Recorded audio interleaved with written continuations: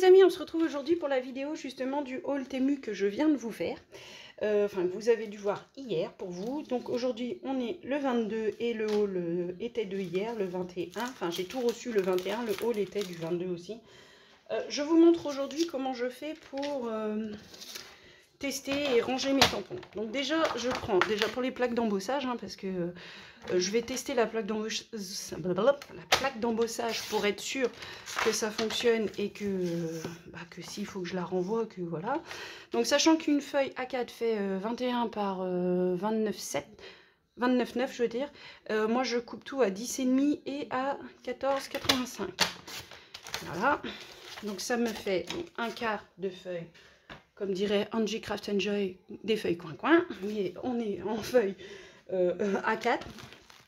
Mon classeur d'embossage est ici. Je vais l'embosser et je reviens tout de suite après. Alors voilà, je l'ai embossé. Donc je vais essayer de vous montrer un peu mieux l'embossage avec de l'encre blanche. Alors ça, c'est un cadeau que j'avais eu avec Céline de la chaîne Opal Scrap lors de notre échange du calendrier de l'Avent.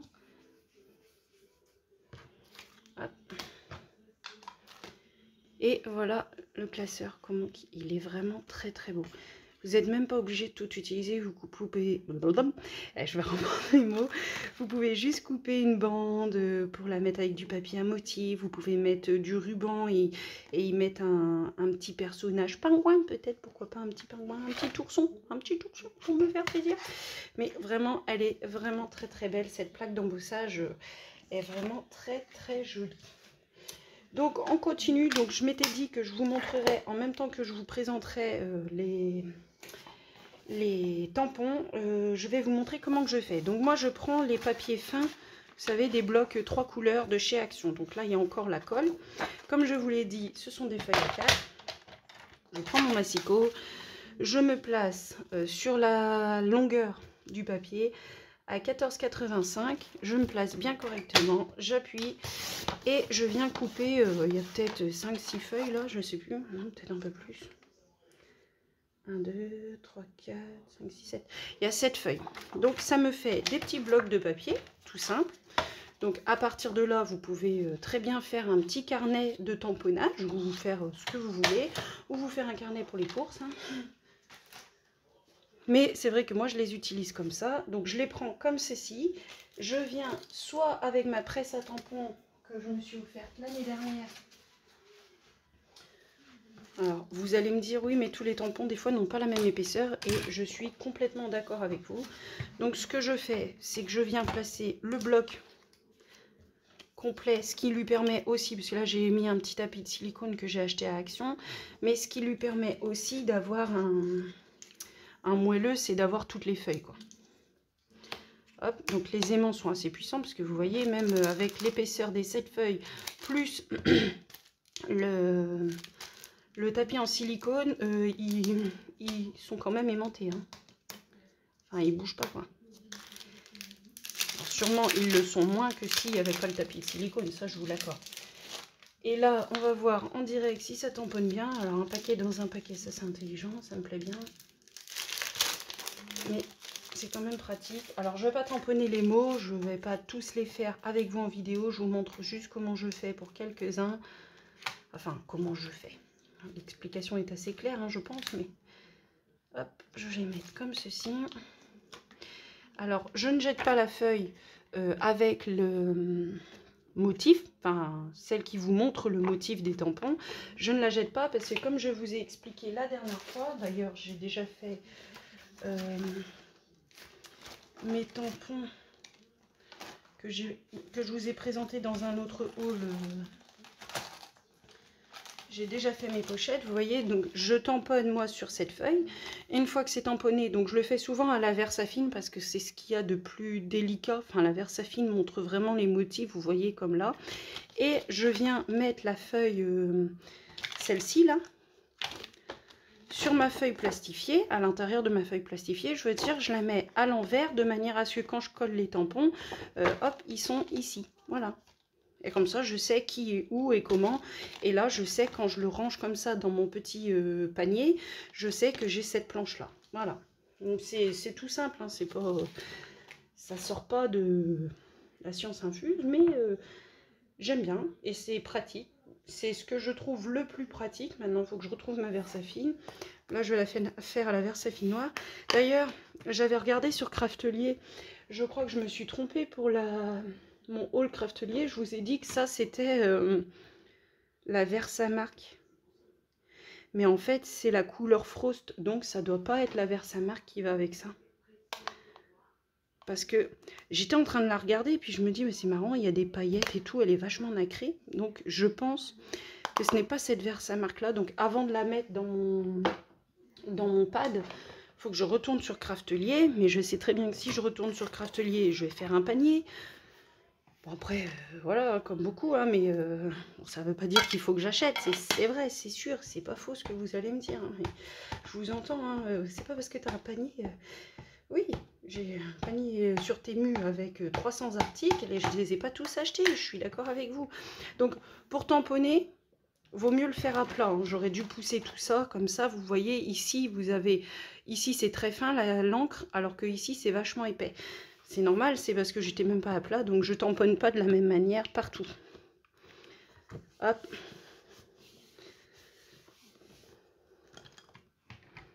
Voilà. Donc je réencre pas parce que c'est une feuille que je vais pas utiliser. Voilà, je garde et je continue avec l'encre qui est dessus. Si vraiment ça n'avait pas inscrit, oui, j'aurais retamponné. Mais vous voyez, vous avez un pied qui est plus clair que l'autre. Vous avez un bras qui est plus clair que ce pied-là, que cette hotte, que ce bonnet. Et ça, c'est parce que j'ai pas déposé la même quantité d'encre partout. Et en même temps, c'est pareil, je cherchais comment ça s'appelle, le réencreur. En fait, je voulais pas réacheter une encre, je voulais juste l'encreur, enfin vous comprenez ce que je veux dire, quoi, juste la recharge en fait. Et bah j'ai pas trouvé, donc voilà. Le petit chiffon qui sert à tout, un peu d'eau et voilà. Nettoyez vos tampons, vous les nettoyez, vous les nettoyez pas, après vous faites comme vous voulez, hein. Je sais qu'il y en a certains qui les nettoient pas. Moi je les nettoie tout le temps, enfin j'essaye, parce qu'après quand vous venez les poser, des fois quand vous voulez faire quelque chose, bah il vous reste de l'encre. Déjà avec la Versafine, déjà c'est un peu compliqué, des fois ça reste encore malgré tout. Et je vais tamponner les autres et je reviens après.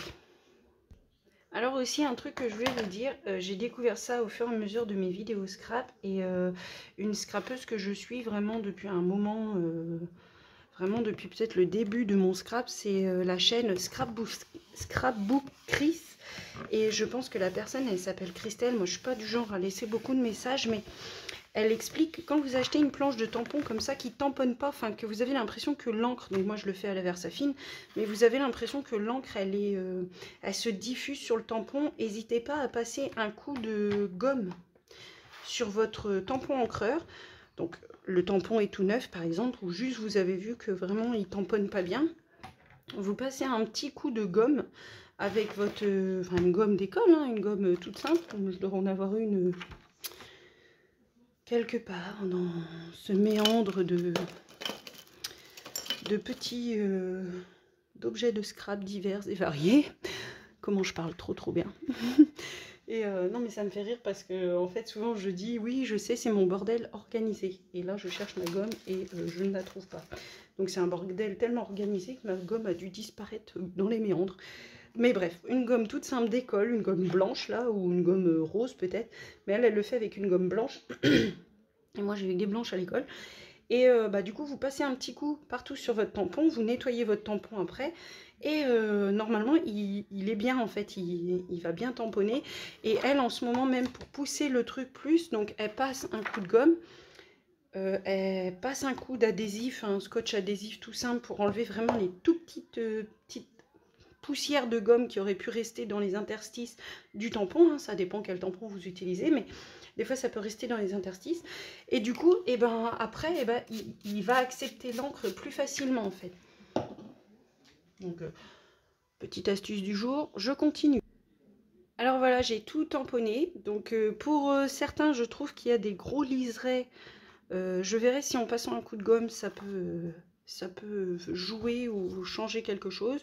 Après, ça gêne pas dans le tampon en soi, c'est juste que bah, là, ça fait un gros trait et là, un trait plus fin sur le même tampon. Donc voilà, donc j'ai tout tamponné. Donc voilà, j'ai tamponné. Bon, ici, j'ai fait les mots en anglais. Je sais pas trop pourquoi c'est 2 petits points comme ça. Donc si je dois faire toute une bordure comme ça risque d'être long. Mais sinon, je pensais peut-être juste pour faire les ombres sous les lettres, peut-être. Donc ça, ils sont magnifiques.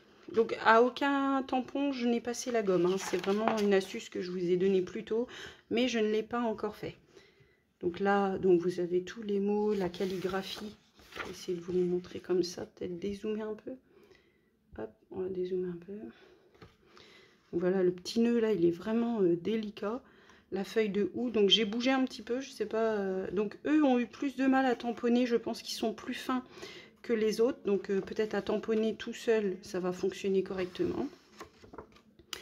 Et ici pour les points, donc vous voyez, vous avez des points évidés et vous avez des points pleins. Donc je pense que c'est un défaut du tampon. Donc là, j'avais pas vu, mais je pense qu'il y a de l'encre qui est restée sur le tampon. Hein. Comme je vous dis, j'ai pas, c'est juste pour faire mes pochettes. Ici, donc ça c'est le tampon avec le petit ourson. La maman Noël avec son gâteau, le papa Noël avec son coffre. Enfin vraiment, ils sont vraiment sympas. Donc il y a pareil encore des effets qui sont plus épais. Mais on le voit quand on met l'encre. Donc je pensais que c'était parce que j'étais mal positionnée, mais non. Enfin non. Alors ceux-là tamponnent, mais alors super bien. J'étais étonnée. Alors vous allez me dire pourquoi j'ai mis toutes les petites étoiles, les points d'exclamation au même endroit. C'est juste que moi quand je vais faire ma pochette, je veux pas que ces petits éléments qui sont tout seuls soient sur un bord parce que j'ai pas envie de les perdre dans mon panier. Parce que si je les perds, je vais peut-être pas forcément le voir. Et bah, c'est vraiment tout petit quoi. Vraiment c'est une étoile, hein. C'est pas un ensemble. Donc voilà, ils sont vraiment très très beaux, ils tamponnent super bien. Et c'est pour ceux-là. Juste avant, ils étaient mais collés, vraiment comme quand vous recevez les tampons de chez Tout en Colle. Là, vous savez, vous avez vraiment, pas Tout en Colle, de Cat en Scrap, vous avez vraiment du mal à les décoller de l'opercule en plastique. Bah là, c'était exactement le cas. J'étais en train d'arracher l'opercule. Vraiment, c'était, voilà. Et mes petits sucres d'orge, là, après, petits lutins bonbons. Donc là, avec son chocolat, là, avec son bonbon, et là, avec son sucre d'orge. Vraiment, ils sont vraiment sympas. Je suis venue les découper parce que pour ceux-là, il y avait les dies. Alors pour ceux-ci, les dies ici, ils découpent mais vraiment au plus près du tamponnage. Et ça, c'est vraiment bien. Donc là, ils sont tamponnés à la Versafine. Hein. Je vais les coloriser au crayon gris. Je vais noter derrière que c'est de la Versafine pour être sûr. Pour pas que ça bave avec l'encre alcool. Et pour les Pères Noël, donc il y avait les dies aussi. Pour les trois petits Pères Noël là. Et ben ils tamponnent d'un peu plus loin. Ils sont bien aussi, ils sont très très bien. Tamponnent. Enfin, ils découpent d'un peu plus loin. Le liseré est un peu plus épais. Mais ça va, hein, franchement. Vu que le personnage est petit, ça choque pas. Ils sont vraiment très beaux. Après, voilà, vous les découpez avec les dies ou avec le ciseau. Hein, c'est pas compliqué là, franchement. Et je vous ai fait aussi la matrice de découpe effet déchiré. Donc je l'ai pas défaite de ses anneaux, vous savez. Et vous avez donc ceci. Je vais vous mettre le papier craft en dessous, ce sera peut-être plus parlant. Et je n'ai pas insisté sur l'embossage, vous voyez, il y a les petits points. Normalement, j'ai pas insisté, j'ai pas fait avec une feuille molle en dessous. J'ai vraiment juste passé comme ça dans ma machine de découpe. Voilà. Une autre petite astuce que je vais vous donner là, c'est une astuce que j'avais vue sur la chaîne de Couleur Papier il y a très très longtemps. Donc en fait, vous voyez, quand vous avez le tampon et la matrice de découpe qui va avec, et que vous avez tamponné, mais que pour vous placer, vous n'êtes jamais bien correctement. En fait, je vous conseille tout d'abord sur votre papier où vous allez coloriser, Youpo, papier pour Aquarellab, papier pour la Versafine ou ce que vous voulez. Vous tamponnez d'abord, vous faites d'abord votre découpe avec votre matrice de découpe, donc vous découpez comme ça, et après dans votre, soit sur votre plan de travail, soit sur votre presse à tampon, vous venez mettre votre négatif, en fait, ce papier là, vous venez mettre votre négatif, vous mettez vos aimants pour bien la maintenir ou un petit morceau de washi, et après vous venez mettre vos découpes dedans. Donc là évidemment Si je le fais avec les Pères Noël et autres, bah ça va... Voilà, vous avez découpé ça, c'est tout blanc, c'est pas encore tamponné. Vous venez le replacer dans votre négatif.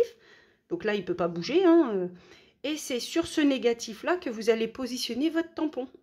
Et une fois que vous aurez mis votre négatif à l'intérieur, il ne va pas bouger, quoi. Votre tampon va vraiment être au milieu sur votre découpe, qui est blanche au départ, quoi.